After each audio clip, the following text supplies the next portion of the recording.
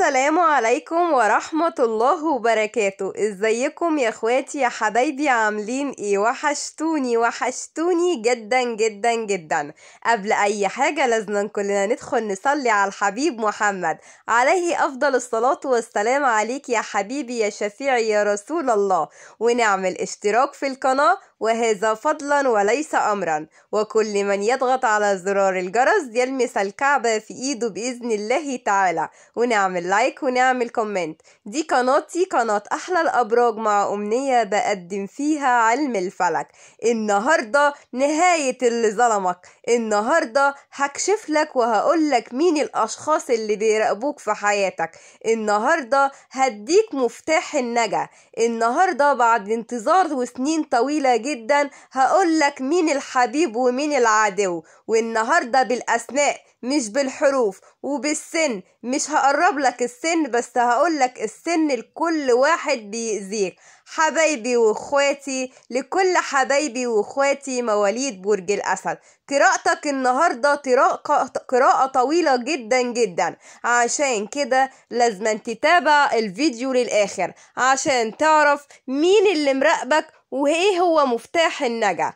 أول حاجة النهاردة هتكلم عن مفاجآت هتحصل لك في شهر 12. بداية اليوم النصف الأول، خلاص قربنا على النصف الأول من شهر 12، وعايزة أقول لكم إن في مفاجآت جميلة جدا هتحصل لك. النهاردة هبدأ لك بالمفاجآت، وتاني حاجة هتكلم عن التوقعات اليومية، وكمان هقول لك مين اللي مراقبك وإيه هو مفتاح النجاة. أول حاجة من مفاجآتي الجميلة لكل مواليد برج الأسد، أنت النهاردة قراءتي أو توقعاتي موفقة عليك أو موفقة عليكي بإذن الله تعالى. أول مفاجأة النهاردة وهو وفر مالي كبير جدا جدا جدا. عليك كتير وتعبت كتير، بس ربنا سبحانه وتعالى بيعوضكم بالمال. عايزة أقول لكم إن في كنز قدامكم. الكنز دوت هيتفتح امتى يا أمنية؟ هيتفتح نهاية العام. عايزة أقول لكم الكنز دوت مليء بالذهب، مليء بالألماظ، مليء بالمال. عايزة أقول لكم لكل واحد منتظر حاجة إن شاء الله بإذن الله تعالى نهاية العام هيبقى، أو نهاية شهر 12 هيبقى الكنز دوت في انتظارك. كنز النجاة أو مفتاح النجاة، المقصود بيه ايه؟ وهو مقصود بيه الكنز اللي انت هتلاقيه في حياتك، وهو في شهر 12 مال، ذهب. الفترة اللي جاية في ناس كتيرة جدا هيجيلها ذهب كتير، في ناس كتير جدا هيبقى معاها مال كتير جدا. ودي بداية مفاجآت مفتاح النجاة أو الصندوق السحري. تاني حاجة من مفاجآتي الجميلة وهي عتبة جديدة. بقول لكم يبقى في صندوق سحري أو مفتاح النجاة، وما يبقاش في مفتاح بيت جديد أو شقة جديدة. انتظروا خلال نهاية الشهر مفتاح السعادة، مفتاح العتبة الجديدة. كمان النهاردة عايزة أتكلم عن تالت مفاجآتي الجميلة جدا، وهو سفر. لكل اللي عانوا من مشاكل بخصوص السفر، النهاردة جاي أقولك النجاة قدامك. مفتاح النجاة، مفتاح السعادة للسفر. انتظروا خلال نهاية الشهر هيبقى فيه سفر عن قريب جدا جدا. عنيك كتير وتعبت كتير، بس ربنا سبحانه وتعالى هيعوضكوا بالأحسن. عايزة أقول لكم إن انتوا لفترة كنت عندك مشاكل مادية عميقة جدا جدا، ده لكل شخص كان بيعاني من السفر. النهاردة ربنا هيفتح لك الأبواب المغلقة. النهاردة خير كتير جدا جدا قادم ليك إن شاء الله بإذن الله تعالى. تكون مفاجآتي مفاجآت السعد، مفاجآت السعادة، مفاجآت الفرحة ليكم بإذن الله لنهاية شهر 12. كمان تكون السنة الجديدة 2022 ونهاية 2021 يكون فرج وسعادة ومال وحظ كبير جدا لكل حبايبي واخواتي مواليد برج الأسد. النهاردة الفرحة مش سيعاني، النهاردة بشرة خير، النهاردة الزواج على الأبواب، الفرحة الكبيرة، الحظ، المال، الرزق، العتبة على الأبواب. عشان كده لازم كل أخ وكل أخت يتابعوا الفيديو للآخر. كمان من مفاجآتي الجميلة جدا جدا جدا وهو ظهور مولود جديد في حياة مواليد برج الأسد. برج الأسد انت تعبت كتير وعانيت كتير عانيت كتير من مشكلة بخصوص الخلفة. ربنا سبحانه وتعالى حب يرزقك في نهاية العام، يرزقك في نهاية العام عشان انت تعبت كتير، وهو بيديك العوض دوت عشان تبقى فرحة كبيرة بداية عام جديد يبقى مليك معاك بيه السعادة والفرج. دي كانت مفاجآتي الجميلة النهاردة لكل حبايبي واخواتي مواليد برج الأسد. المال بين ايديك بس انتظروا. كمان النهاردة هتكلم عن التوقعات اليومية عمليا، صحيا، عاطفيا، دراسيا. عايزة اقولك يا برج الأسد انت صحيا هتبقى في اختلافات عميقة في النصف الأول من شهر 12. أول 15 يوم هيبقى في تعب شوية، هيبقى في شفاء، هيبقى في صداع، هيبقى في مشاكل في الجسد، وإن شاء الله بإذن الله تعالى الشفاء العاجل من عند الله في نهاية العام، نهاية 2021، نهاية الشفاء. كمان النهاردة حابة أتكلم عن العمل بصفة عامة.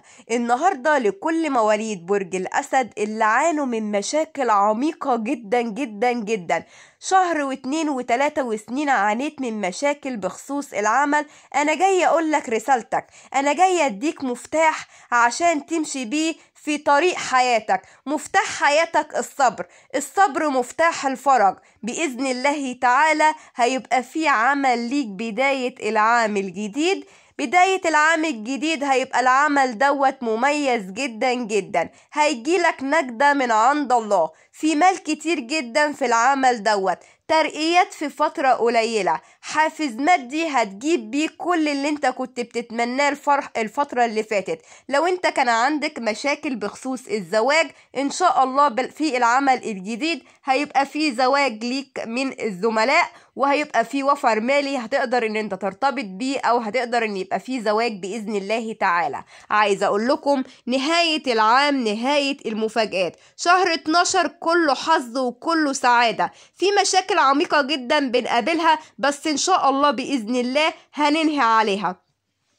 كمان النهاردة حابة أتكلم عن الاتجاه الدراسي لكل أخت ولكل أخ. النهاردة بيعانوا من مشاكل عميقة جدا بخصوص الدراسة. أول حاجة عايزك تحدد هدفك، إن أنت عايز تكمل في موضوع أو في مجال الدراسة أم لا. تاني حاجة عايزة أقولك إن أنت لازم يبقى عندك هدف، هدفك في حياتك هو ده اللي هيخليك تكمل مصيرك. كمان النهاردة أنا بقولك خليك ماشي في الطريق اللي انت ماشي فيه حاليا، عشان الطريق اللي انت هتمشي فيه حاليا دوت هيوديك في طريق مسدود. بس لما تحكم عقلك وتشوف قراءتي وتشوف تحديد أهدافك القادمة هتوصل لهدفك وهتوصل لنجاحك. عايزة أقولك نهاية 2021 نهاية النجاح لكل مواليد برج الأسد اللي عانوا من مشاكل سلبية، من مشاكل نفسية بخصوص الدراسة. إن شاء الله الفرج من عند الله والنجاح من عند الله. كمان النهاردة هتكلم عن العاطفة بصفة عامة وصفة دقيقة جدا جدا جدا لكل أخ ولكل أخت. انت النهاردة داخل الفيديو وعارف ان القراءة بتاعتي موفقة معاك، موفقة معاك في المفاجآت، موفقة معاك في التحذيرات، موفقة معاك في التوقعات اليومية. عشان كده حط اللايك وتابع الفيديو للآخر واشترك في القناة وفعل زرار الإشعارات عشان دي قبل ما تكون قناتي دي قناتكم. كمان النهاردة من الناحية العاطفية لكل المتزوجين من مواليد برج الأسد اللي عانوا من انفصال، عانيت من طلاق، عانيت من مشاكل زوجية، عانيت من مشاكل معنوية. النهاردة الحل بين ايديك.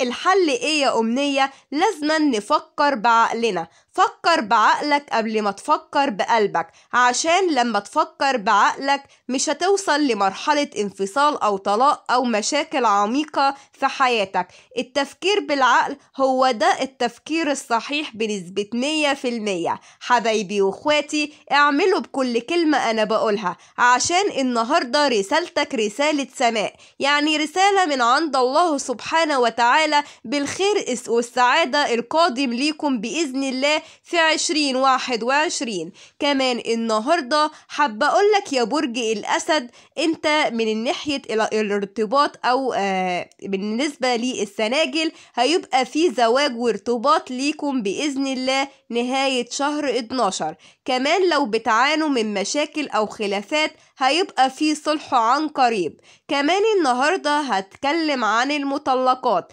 لكل مطلق ولكل مطلقة النهاردة في خطوة إيجابية هتعملوها في حياتكم. عارفين إيه هي الخطوة الإيجابية اللي انتوا هتعملوها وإيه هو مصير الخطوة ديت؟ هقولك دلوقتي. مصيرك إن انت هتدخل أو هتدخلي في علاقة جديدة. العلاقة دي انت فاكر بالنسبة لك إن انت هيبقى هتبدأ حياة جديدة، أو إن انت هتدخل حياة جديدة مليئة بالسعادة غير الحياة اللي فاتت اللي كانت ما بينك وما بين مراتك أو ما بينك وما بين زوجك. النهاردة جاي أقول لكم مفاجأة. المفاجأة ديت حذر عميق جدا جدا. أي علاقة هتدخلها أو هتدخليها هتبقى علاقة فاشلة بنسبة 100%. لكل مطلق ولكل مطلقة لو دخلتوا في أي زواج أو في أي ارتباط الفترة اللي جاية هيبقى في خلافات عميقة. انت كده بتعمل الأسوأ بالأسوأ. فكر بعقلك قبل ما تفكر بقلبك عشان تمشي في الطريق الصحيح. ده بالنسبة للمطلقات من مواليد برج الأسد. كمان النهاردة هتكلم عن الأرامل، لكل أرمل ولكل أرملة النهاردة الباب المفتوح ليك انت مباشرة، عشان انتوا عانيتوا كتير وعانيتوا كتير قوي قوي قوي الشهور اللي فاتت. النهاردة مفتاح حياتكم بين ايديكم. النهاردة في زواج، في ارتباط، في حب جديد هيبقى موفق معاكم بإذن الله تعالى. الزواج دوت او الارتباط دوت من شخص قريب منك، من اهل الاب. بص حواليكي وهتعرفي مين الشخص المتقرب ليكي وهيبقى الزواج منه. وكمان رسالتك النهاردة رسالة من الله سبحانه وتعالى، وبتقولك ان انتي هيبقى الزواج دوت زواج سعيد. كمان النهاردة هتكلم عن نهاية اللي ظلموك. في اشخاص جدا في حياتك مراقبينك. هقول لكم مين اللي مراقبينكم. اول حاجة بيراقبك الشخص اللي انتي كنت مرتبطة بيه، الشخص اللي كان طليقك او كانت طليقتك، الشخص اللي كان عايز يأذيك، المرأة المؤذية اللي كانت سبب مشاكل وعميقة في حياتك. كمان الشخص اللي كان عايز حياتك توصل لخلافات عميقة ومشاكل وتكون حياتك سيئة جدا. هو ده الشخص اللي بيراقبك، وهو ده بيكون من الأصدقاء أو من أهل الأب أو من أهل الزوج، أو بنسبة 100% الشخص اللي حصل ما بينكم طلاق الفترة اللي فاتت هو ده الشخص اللي بيراقبك حاليا. عايزة أقولك إن أنا رسالتي النهاردة موفقة عليكم، بتكون مباشرة جدا وأنا متأكدة من كل كلمة أنا بقولها. كمان النهاردة هقولك حروف خاصة جدا بالأسماء الخاصة باللي أنا بقولك عليهم اللي هم مراقبينك أو أذينك. أول حرف حرف الألف، تاني حرف الميم، تالت حرف الف، تالت رابع حرف النون، خامس حرف الشين، وكمان حرف الحاء. دول حروف خاصة جدا بالأشخاص اللي مراقبين حياتك اللي أنا قلتلك عليهم دول، ودول قريبين جدا. بص حواليك وهتعرفيهم كويس جدا جدا. هتكلم بقى بعد سنين عجاف. يعني ايه يا أمنية؟ يعني بعد سنين تعب، بعد سنين مشاكل، بعد سنين عقد متعقدة حياتكم بنسبة 100%. النهاردة رسالتي موجهة مباشرة لنهاية العام هتبقى نهاية السعادة، نهاية الحظ، نهاية المفاجآت الجميلة والزواج السعيد والرجوع للحبيب مرة أخرى لكل حبايبي وإخواتي مواليد برج الأسد. برج الأسد انت النهاردة في توافق ما بينك وما بين 5 أبراج، بس ما قبل ما أقولك التوافق في الأبراج هقولك الشخص اللي أنا بتكلم عنه ده سنه بيتقارب من 40 سنة 85 سنة، في رجال وفي سيدات. انت بنفسك هتعرف مين او تكتشف مين الشخص اللي اذيك. حبايبي واخواتي، اول برج معايا في التوافق النهارده ما بينه وما بين برج الاسد وهو برج الاسد وبرج القوس. تاني برج معايا الاسد والحوت، تالت برج الاسد والعقرب، رابع برج الاسد والسرطان، خامس برج الاسد والاسد. ودول ال5 ابراج الاكثر جاذبيه، الاكثر حب، الاكثر مشاركه لكل حبايبي واخواتي مواليد برج الاسد. برج الاسد لو انت من حرف الالف او حرف الف او حرف السين او حرف الميم او حرف الشين، يبقى النهارده القراءه بتاعتي باذن الله تعالى تكون موفقه معاكم باذن الله. حبايبي واخواتي، دي كانت نهايه الفيديو بتاعي النهارده. كان في حظوظ كتيره جدا، كان في مفاجآت، كان في توقعات يوميه جميله. ما تنسوش ان انتوا كنتوا تتابعوا الفيديو للاخر. عايزاكم الفترة اللي جاية في نهاية الفيديو ونهاية القراءة بتاعتي ان انتوا تدعموني في فترة اللي جاية في مفاجآت كتيرة جدا وفي هدايا كتير جدا عشان نوصل ل200,000 مشترك على القناة. وان شاء الله هنعمل حفلة كبيرة عن قريب وبإذن الله هتبقى فيها مفاجآت حلوة. بس ما تنسونيش ان انتوا تدعموني بالاشتراك في القناة وتفعيل زرار الاشعارات للكل يا ست الكل ويا سيدي الكل. وقبل ما تكون قناتي دي قناتكم اولا، ما تنسونيش يا جماعه في اللايك والكومنتات الجميله اللي انتوا بتشجعوني فيها. والنهارده عايزين نوصل التوقعات اليوميه لمواليد برج الاسد، البرج رقم 1 عندي على القناه ل5000 لايك. وانت بتسمع الفيديو او بتسمعي الفيديو حط اللايك وتابعيه للاخر، هتستفيدي كتير صدقوني. اتمنى لكم النهارده يوم سعيد ورساله جميله، والسلام عليكم.